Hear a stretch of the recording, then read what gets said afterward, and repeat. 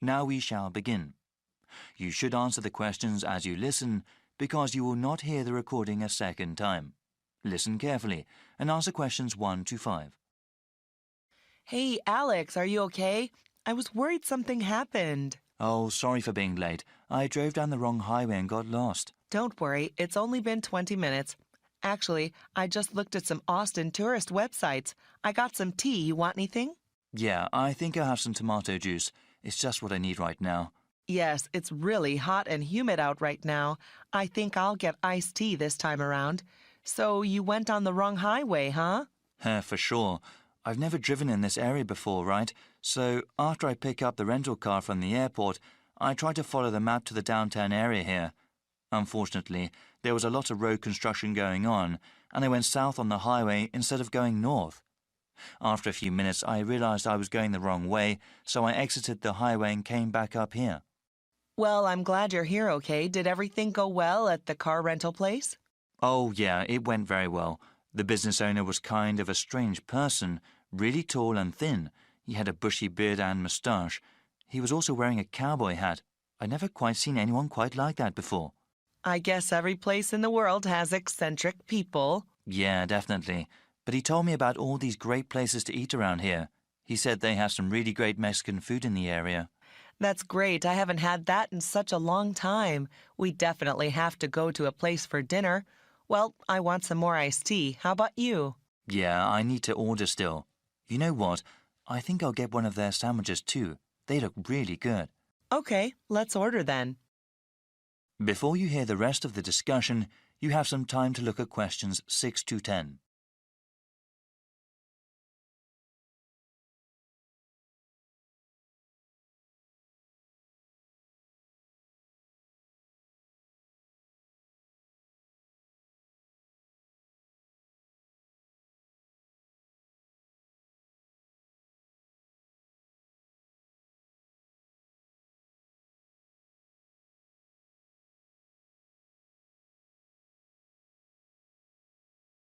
Now listen and answer questions 6 to 10. Now then, what are we going to do today? I was thinking it would be nice to see the state capital and then maybe the university. Well, according to the website, let me see. The state capitol has tours only on Mondays, Wednesdays, and Fridays. Yeah, if we went there, it would be much better to go on a guided tour. Oh, wait. Yes, there are tours on Mondays, Wednesdays, and Fridays, but also on Saturdays. The university site lists a lot of places that are interesting, so maybe we can spend most of the day at both the Capitol and there. We should definitely go to the lake after that as well, and even spend the night camping there. Great plan. Is there anything else you found online? Yeah, I know you studied biology, so I was thinking that the park would be good. They have a pretty unique collection of trees and plants. They are open Monday through Saturday, so we can go there anytime. There's also the mountain. There are some photos on the website. It looks like they have some great views of the city, and I definitely want to do some hiking. Yes, we would have to take another day for the park and the mountain. But you know, the guy at the rental place was talking about the weather. It seems that there will be a pretty bad storm coming tomorrow. We need to plan around that since it won't be good to be outside when it comes. Certainly not. It's not worth hiking somewhere if the weather is terrible. You know, we can go to the park and the mountain today and then go to the indoor places, the Capitol and the university tomorrow. It'll be hard to get around in the rain, but at least we'll be inside. I agree. By the way, how much are these places? All of them are free except for the park. Wait, I'm not sure about the Capitol tour. Yeah, they don't charge anything for the guided tours. All right then, we'll go hiking first and then relax at the park. Then we can camp at the lake. We'll go to the Capitol and the university tomorrow. Yeah, this is one of the best universities in the country, especially known for their art programs. Really? Yeah, I heard about that. They have some art galleries there too, ones with some good modern art. Wow, it seems like that's a lot for us. Yeah, I'm really excited about camping at the lake. The sunsets are supposed to be beautiful there. That is the end of part 1. You now have half a minute to check your answers.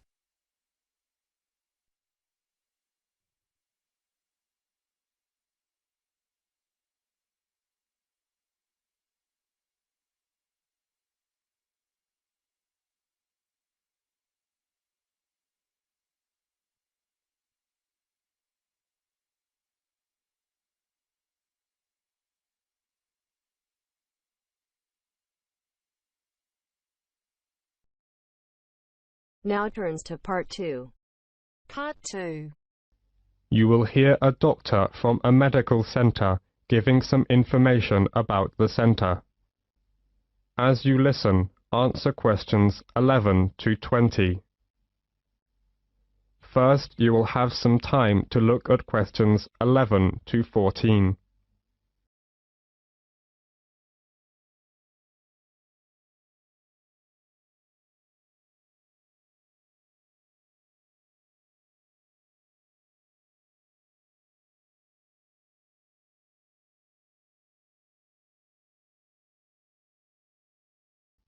As you listen, answer questions 11 to 14.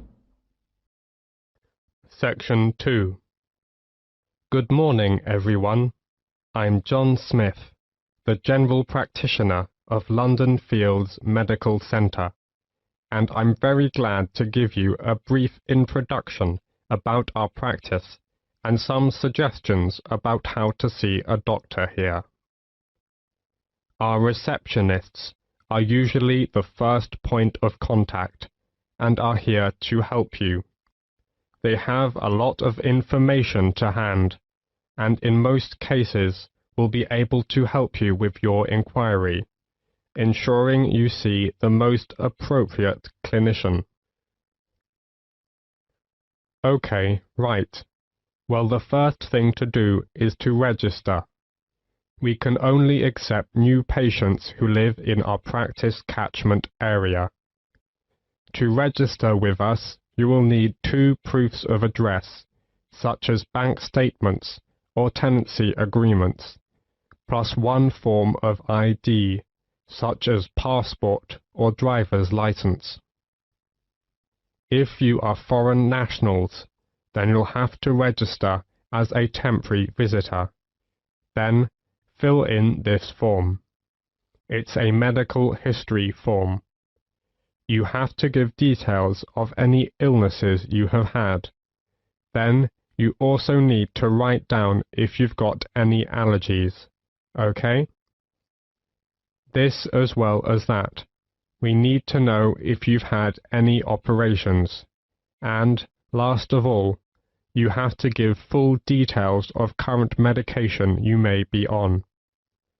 This as well as that. You need to fill in this registration card. This is for your personal details. That's your full name, address, and telephone numbers. Okay? And we also need to make an appointment for you to see the doctor for a new patient health check. It'll just take about 15 minutes, that's all. It's just a basic checkup, really. Before the speaker goes on with his introduction, look at questions 15 to 20.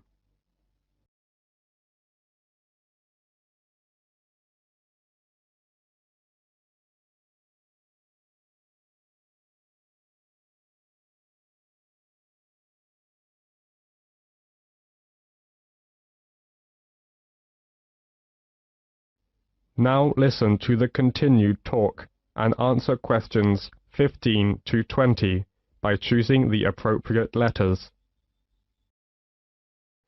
Okay then, let me tell you something about the health centre.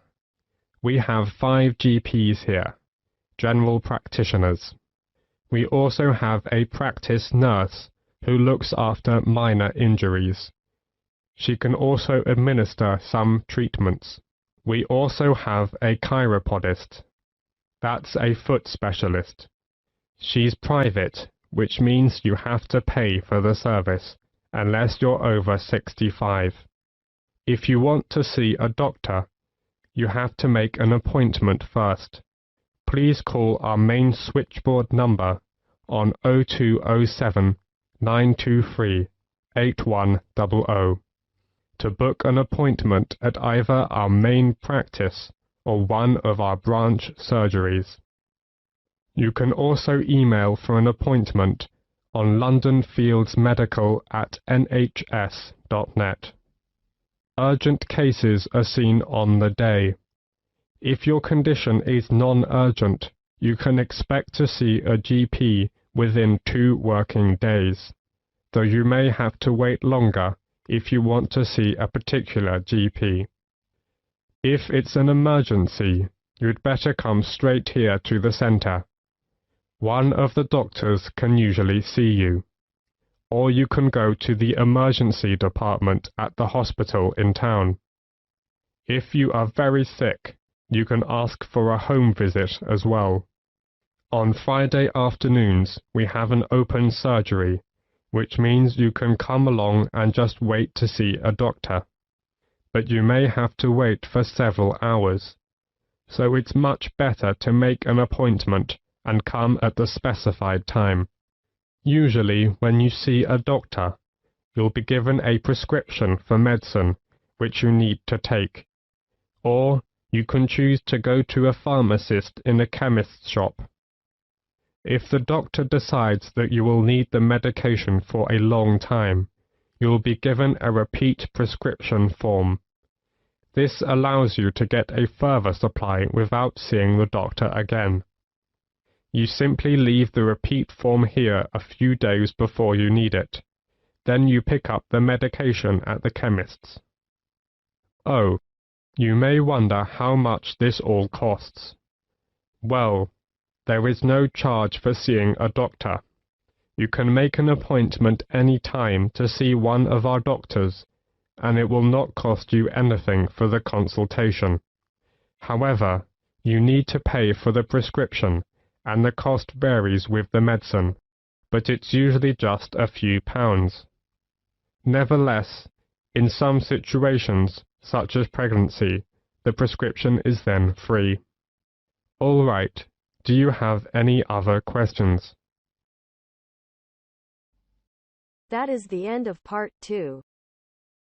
You now have half a minute to check your answers.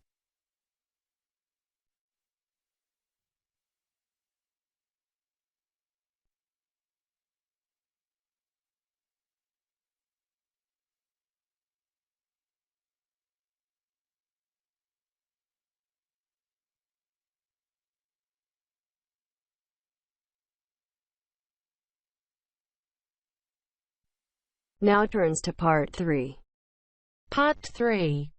You'll hear a talk between an interviewer and an interviewee called Chris Evans from the Royal Caledonian Curling Club about ice curling. First, you have some time to look at questions 21 to 26.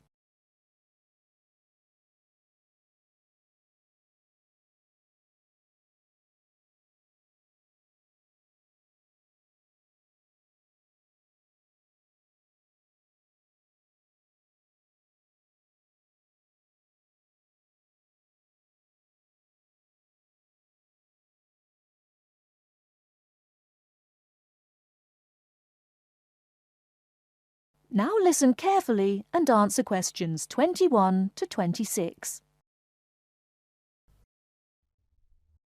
Today, we're pleased to have on the show Chris Evans from the Royal Caledonian Curling Club. Now, let's welcome Chris to tell us something about ice curling. Chris, please. Thank you. It's my honour to briefly talk about ice curling here to all of you. So let's start with what curling is. Curling is a sport in which players slide stones on an ice rink towards a target area which is segmented into 4 concentric circles. 2 curling teams consist of 4 players, the lead, the second, the third, and finally the skip.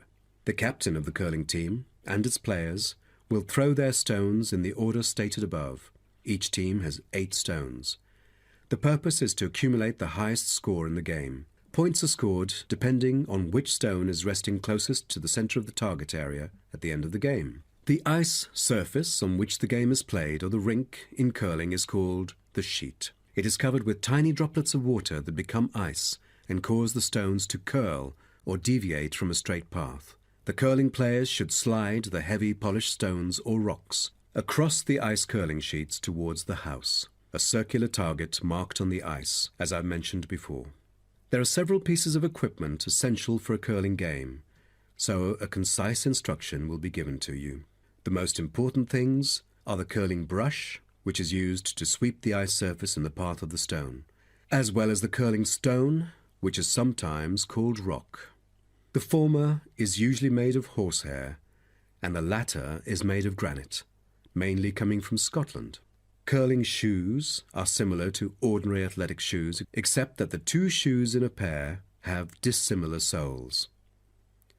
The sole of the slider shoe, which is designed for the sliding foot, is typically made of Teflon, while the gripper shoe for the hack foot has a special layer of rubber applied to the sole. During the curling game, you may also find a stopwatch attached either to the player's clothing or the broom, which is used to time the stones over a fixed distance to calculate their speed. Before you hear the rest of the talk, you have some time to look at questions 27 to 30.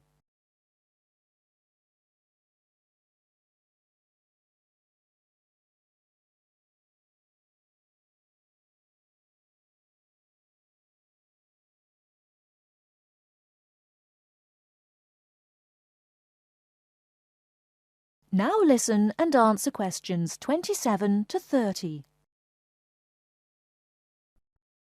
Now, a word about the development of curling clubs. Curling is thought to have been invented in medieval Scotland, and outdoor curling was very popular in Scotland between the 16th and 19th centuries, as the climates provided good ice conditions every winter. Kilsyth Curling Club is renowned as the first club in the world, having been formally constituted in 1716, and widely influencing ice curling development. In Kilsyth today, both men's and ladies' sections are thriving, participating in all major competitions and having won championships in the British Open in the past. The mother club of curling, Grand Caledonian Curling Club, was instituted in 1838 for the purpose, not as such to attract people's interest, but to regulate the ancient Scottish game of curling by general laws.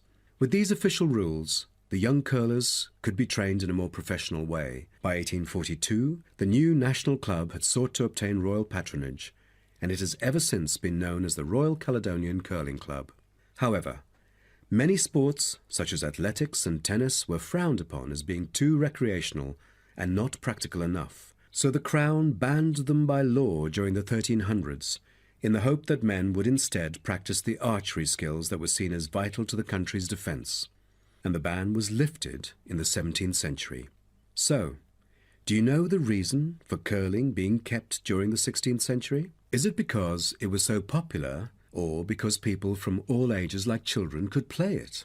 The spirit of curling dictates that one never cheers mistakes, misses, or gaffes by one's opponent. And most importantly, all the team members should strictly follow the instructions of their captain, which is essential for men in battle. Curling was brought to Canada from Scotland, and some curling was played informally before 1800. Curlers often used iron curling stones made from melted materials such as cannonballs rather than granite until the early 1900s, because there were transport problems importing granite stones from Scotland.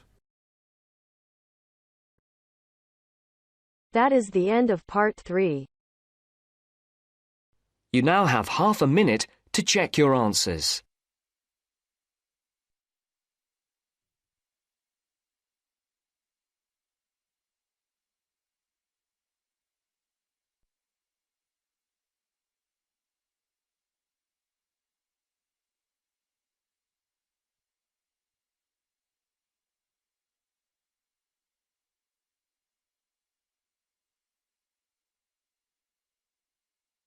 Now turns to part 4. Part 4. You will hear a monologue on the subject of the Celts. First, you have some time to look at questions 31 to 40.